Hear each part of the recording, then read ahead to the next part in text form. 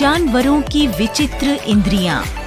इस संसार में विभिन्न प्रकार के पशु, पक्षी, जीव जंतु रहते हैं। जैसे मनुष्य के पास आँख, कान, नाक और चखने के लिए अलग-अलग इंद्रियां होती हैं, वैसे ही इन जानवरों के पास भी इंद्रियां होती हैं।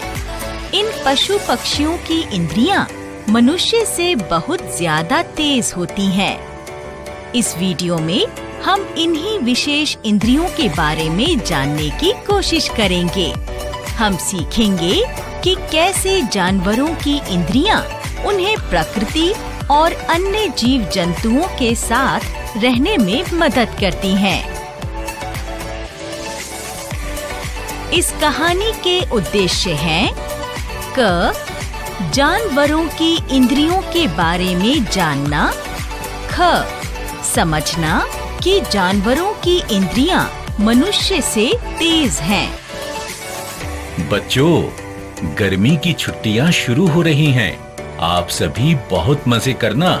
मैं आप सबको एक रोचक अवकाश गृह अभ्यास दे रहा हूँ। वहाँ क्या है मास्टर जी? आप सबको अलग अलग जीव जंतुओं, पशु पक्षियों की इंद्रियों के बारे में जानकारी एकत्रित करनी है। यह सुनकर सारे बच्चे बहुत उत्साहित हो गए। मैं तो गिलहरी को देखूंगा। मैं तो गाय का निरीक्षण करूंगा, क्योंकि वो तो घर पर ही है। मुझे तो जंगली जानवर देखने हैं। बाबा से बोलूंगा पास वाले जंगल ले चलें। मैं तो सोचकर ही उत्साहित हो रहा हूँ। मीनू और भोलू हेडमास्टर जी के द्वारा दिए हुए अवकाश गृह अभ्यास के बारे में उत्साहित होकर उसी के बारे में बातचीत करते हुए घर की तरफ निकल पड़ते हैं। माँ, बहुत भूख लगी है, जल्दी खाना दे दो। चलो बच्चों, आंगन में पेड़ के नीचे चटाई पर बैठ जाओ, मैं खाना लाती हूँ। मीना और भोलू खाना खाना शुरू करते हैं। अचानक से एक चील उड़ती हुई आती है और भोलू की थाली से रोटी उठा के ले जाती है। अरे देखो दीदी, चील मेरी रोटी उठा ले गई। हाँ भोलू, मैंने देखा। मैं तो डर ही गया। पर दीदी, चील को इतनी दूर से मेरी थाली में रोटी कैसे दिखी? वह तो कितनी ऊपर उड़ रही थी। हाँ भोलू, पक्षियों की देखने की शक्ति हमसे अधिक तेज होती है। उनकी आँखें स्थिर होती हैं, इसीलिए वह अपनी गर्दन हिलाते हैं।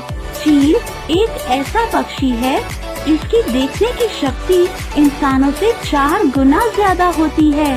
अच्छा, अगली बार चील दिखे तो याद रखना, उसकी देखने की शक्ति इतनी तेज होती है। बच्चों, क्या आप और किसी पक्षी या जानवर के बारे में जानते हैं जिनकी देखने की शक्ति बहुत तेज होती है? अरे भोलू, कितना खाना गिराते हो तुम। देखो कितनी चींटियां इकट्ठी हो गई हैं। हाँ दीदी, जो मिठाई मैंने गिराई थी वे उसको उठा कर ले जा रही हैं। कितनी आश्चर्य की बात है। इन्हें कैसे पता चला कि यहाँ कुछ मीठा गिरा है? भोलू, पता है, चींटियों की चखने और सूंघने की शक्ति बहुत तेज होती है। उनके पास विशेष श्रृंगिका यानी एंटेना होते हैं, जिनकी मदद से वे भांप लेती हैं कि कहाँ कुछ मीठी चीज गिरी हुई है। अच्छा दीदी, श्रृंगिका, एंटेना। पता है भोलू, चींटियां एक विशेष गंध छोड़ती हैं, जिसकी वजह से उनकी समूह की बाकी चींटियां उस गंध को सूंघकर एक जगह एकत्र हो जाती हैं और फिर सारी चींटियां मिलकर उस मीठी चीज को उठाकर ले जाती हैं। हाँ देखो दीदी, यह किस प्रकार एक सीधी लाइन बनाकर मिठाई के टुकड़े ले जा रही हैं। मेरी कक्षा के बच्चे तो कभी इतनी सीधी लाइन बनाकर नहीं चलते। हमें रोज अध्यापिका समझाती हैं, पर ये चींटियां तो कैसे सीधी लाइन में चल रही हैं। तो दोस्तों, बताइए कि चींटी अपने शरीर के किस भाग से पता लगाती है कि खाने की चीज कहाँ गिरी हुई है। देखो दीदी, ये यहाँ जा रही है। हाँ भोलू, यह इस खाने की चीज को यहाँ सुरक्षित एकत्र करती है ना? कितनी मेहनती। हाँ दीदी, कितनी छोटी है पर बहुत समझदार है। मीना और भोलू अपने घर के पास रहने वाले कुत्ते राजा की अच्छे से देखभाल करते हैं। राजा अचानक जोर से भौंकने लगता है। राजा इतनी जोर से क्यों भौंक रहा है? क्या हुआ राजा? कोई नहीं है दीदी, सिर्फ एक अनजान आदमी हमारे घर के सामने से जा रहा था। दीदी, राजा कितना वफादार है ना? वह हमेशा हमारे साथ साथ रहता है, हमारी रक्षा करता है, हर आहट पर भौंककर हमें चेतावनी देता है और रात को चौकीदार काका की भी मदद करता है। पता है दीदी, कभी कभी तो चौकीदार काका झपकी लगा लेते हैं, पर राजा हमेशा चौकन्ना रहता है। हाँ भोलू, राजा बहुत मदद करता है हमारी। दीदी, अगर कोई अनजान आदमी या जानवर हमारे घर के समीप आता है तो राजा को कैसे भनक लग जाती है? भोलू, कुत्तों की सूंघने की शक्ति बहुत तेज होती है। वह दूर से ही हर महक को पहचान लेते हैं और इसी वजह से कुत्ते अपनी इसी सूंघने की शक्ति के कारण बहुत चतुर माने जाते हैं। अच्छा, तभी राजा उन लोगों पर भौंकता है जिन्हें वो नहीं जानता। हाँ भोलू, कुत्ते हर चीज की गंध को याद रखते हैं। वे जहाँ पेशाब या शौच करते हैं, उसकी गंध से वे उस इलाके को निश्चित कर लेते हैं। हाँ, मेरी अध्यापिका ने बताया था कि कुत्ते अपनी सूंघने की शक्ति के कारण पुलिस में भी काम करते हैं। माँ, क्या कल हम नानी के घर जा सकते हैं? हमारी गर्मी की छुट्टियाँ शुरू हो गई हैं। हाँ माँ, हमें जाने दो ना। ठीक है, कल सुबह जल्दी उठ जाना। मैं रमेश काका को कह देती हूँ, वे नानी के गांव रोज जाते हैं, वे तुम्हें छोड़ देंगे। चलो, अब तुम दोनों सो जाओ।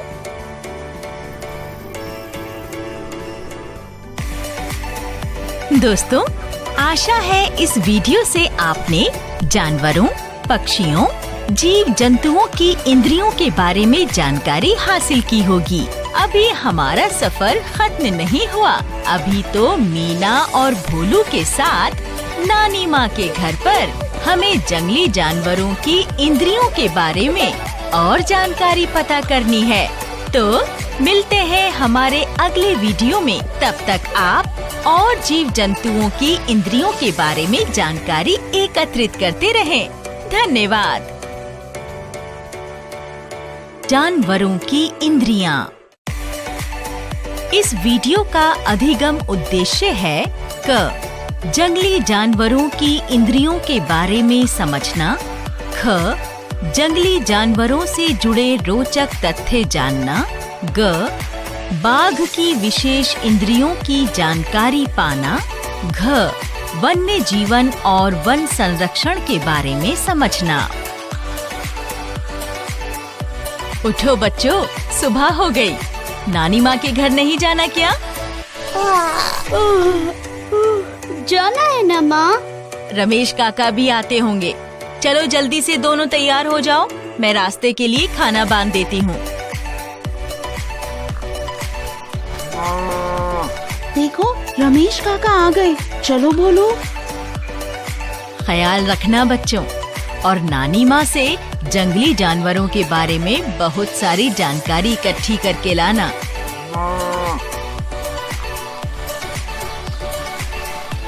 बोलो, देखो रंग बिरंगी पतंगे। रमेश काका, क्या पक्षियों को इन रंग बिरंगी पतंगों के रंग अच्छे लगते होंगे? मीना बेटी, पक्षी सारे रंग नहीं देख सकते, सिर्फ मनुष्य ही सारे रंग देख सकता है। कुछ जीव ऐसे होते हैं जो सिर्फ काला या सफेद रंग ही देख सकते हैं। जो जानवर दिन को जागते हैं वे कई रंग देख सकते हैं, और जो जानवर रात को जागते हैं वे काला और सफेद रंग देख सकते हैं, जैसे चमगादड़। इसे दिन की तुलना में रात को ज्यादा दिखता है। ऐसा भी होता है काका? हाँ बच्चों, ऐसा ही है। अच्छा काका, ये तो बहुत ही अच्छी जानकारी दी आपने। काका, और कितना समय लगेगा नानी के घर पहुंचने में? बस पहुंच ही गए भोलू। थोड़ी देर में बच्चे नानी माँ के गांव पहुंच जाते हैं। बच्चे रमेश काका को धन्यवाद करते हैं और नानी माँ के घर की तरफ दौड़ के जाते हैं। अरे बच्चों, भोलू, मीना, कैसे हो बच्चों? हम ठीक है नानी माँ, आप कैसी हैं? हमारी गर्मी की छुट्टियाँ शुरू हो गई, तो हमने सोचा कि हम क्यों ना आपके घर चले आएं? अंदर चलो बच्चों, फिर ढेर सारी बातें करेंगे। पता है नानी माँ, हमारे स्कूल के हेडमास्टर जी ने हमें एक रोचक अवकाश गृह कार्य दिया है। हम सब बच्चों को जानवरों की इंद्रियों के बारे में जानकारी इकट्ठी करनी है। हमने सोचा कि नानी माँ जंगल के पास रहती हैं और उन्हें जानवरों के बारे में बहुत जानकारी है। क्यों ना हम आपके घर चले आएं? क्यों, ठीक किया ना नानी माँ? हाँ भोलू, बिल्कुल ठीक किया। चलो पहले कुछ खा लो, फिर मुझे बताना तुम्हें जानवरों की इंद्रियों के बारे में क्या पता है।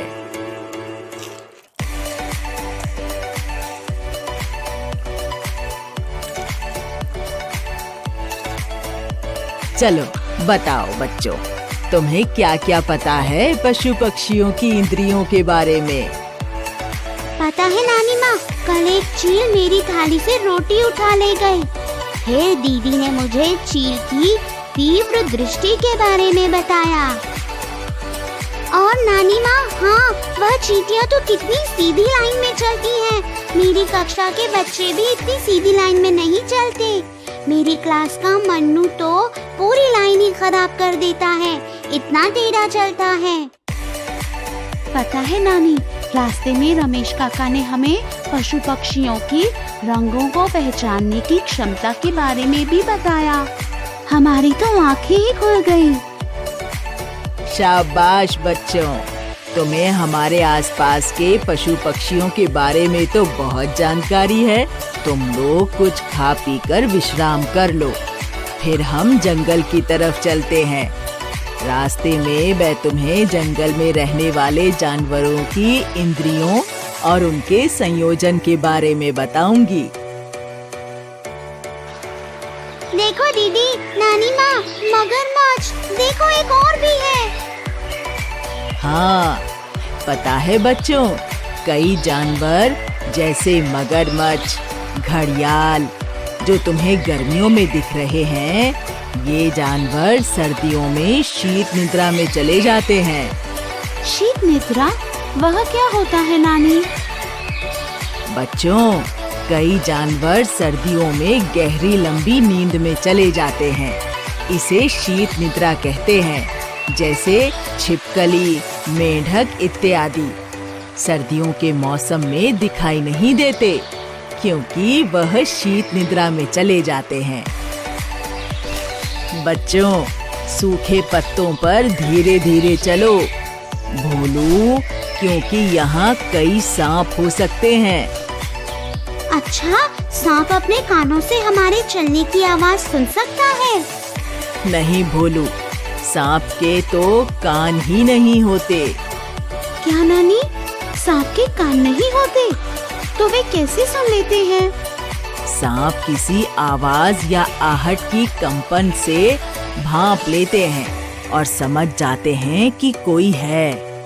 वाह, क्या रोचक बात बताई है आपने नानी माँ। देखा दोस्तों, सांप के कान नहीं होते, पर वे किसी आवाज की कंपन से पता लगा लेते हैं कि आवाज कहाँ से आ रही है। तीनों और आगे चलते हैं और कुछ दूर जाकर उन्हें हाथियों का एक झुंड दिखता है। देखो भोलू, नानी, हाथियों का एक समूह। कितने विशाल है ये। हाँ, जरा इनके बड़े बड़े कान तो देखो और इतनी लंबी सूंड। एक बात बताइए नानी, इतने बड़े कानों से क्या यह हाथी बहुत अच्छे से सुन सकते हैं? हाँ बच्चों, हाथी के कान बहुत तेज होते हैं।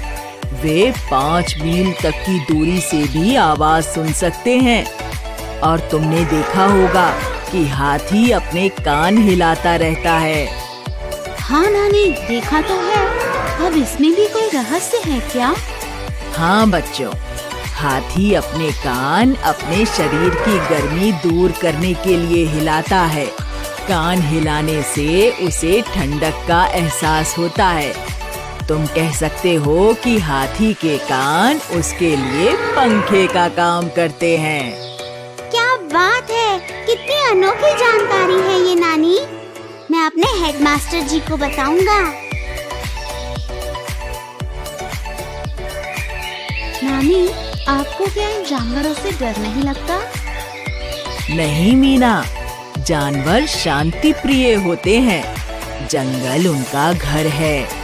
हमें उनके इस घर को बर्बाद नहीं करना चाहिए। जानवर शाकाहारी और मांसाहारी होते हैं। कई जानवर आदमखोर भी होते हैं, जैसे बाघ, शेर, चीता। वे जंगल के बहुत अंदर रहते हैं। आदमखोर? बाप रे बाप! नानी, क्या हमें बाघ दिखेगा? मुश्किल है भोलू। एक तो बाघ जंगल के बहुत अंदर रहते हैं, और पता है, मनुष्य ने अपने स्वार्थ के लिए बाघों का शिकार करके उनकी संख्या बहुत कम कर दी है। इसीलिए बाघ अब कम ही दिखते हैं। क्या सच में नानी? हाँ बच्चों, पर मैं तुम्हें बाघ की इंद्रियों की संवेदनशीलता के बारे में बताती हूँ। चलो, हम सब यहाँ बैठ जाते हैं। आओ बच्चों, इस घने बरगद के पेड़ की छाया में बैठते हैं। पता है बच्चों, बाघ बहुत समझदार जानवर है। आओ, मैं तुम्हें उसकी इंद्रियों की विशेषता के बारे में बताती हूँ। बाघ की देखने की शक्ति इंसानों से 6 गुना तेज होती है। बाघ की मूंछ बहुत संवेदनशील होती है। वह उसको रात को अपना शिकार ढूंढने में मदद करती है। बाघ की सुनने की शक्ति बहुत तीव्र होती है। उसके कान छोटी से छोटी आहट को सुन लेते हैं। बाघ अलग अलग तरह की आवाज निकाल सकता है। उसकी दहाड़ 3 किलोमीटर तक सुनाई पड़ती है। हर बाघ का क्षेत्र निर्धारित होता है। वह अपनी पेशाब की गंध से अपने इलाके की सीमा बांध लेता है और किसी और बाघ को अपने इलाके में नहीं घुसने देता। वाह नानी, बाघ तो अपने आप में कितना संपूर्ण जानवर है। हाँ, क्या शान है बाघ की। सही कहा बच्चों, पर हम इंसान अपने फायदे के लिए जानवरों का शिकार करते हैं, पेड़ काटते हैं। इंसान जानवरों का शिकार क्यों करते हैं? बाघ की खाल के लिए, हाथी के दांत, सांप की छाल और भी अन्य जानवरों के अलग अलग शरीर के अंगों के लिए उनका शिकार होता है। और लकड़ी के लिए हम इंसान जंगल से पेड़ काटते हैं। जंगल जानवरों का घर है। और सोचो बच्चों, अगर हम पेड़ काट देंगे तो हम इन सब जानवरों का घर नष्ट कर देंगे। यह तो बहुत गंभीर समस्या है नानी माँ। अगर कोई हमारा घर नष्ट करेगा तो हम कहाँ रहेंगे? यह जानवर तो बोल नहीं सकते और हम अपने स्वार्थ के लिए इनका घर बर्बाद कर रहे हैं। बच्चों, आप बताओ, कि जंगल को बचाने के लिए हम क्या-क्या कर सकते हैं? पर नानी, क्या सरकार इस बारे में कुछ नहीं कर रही?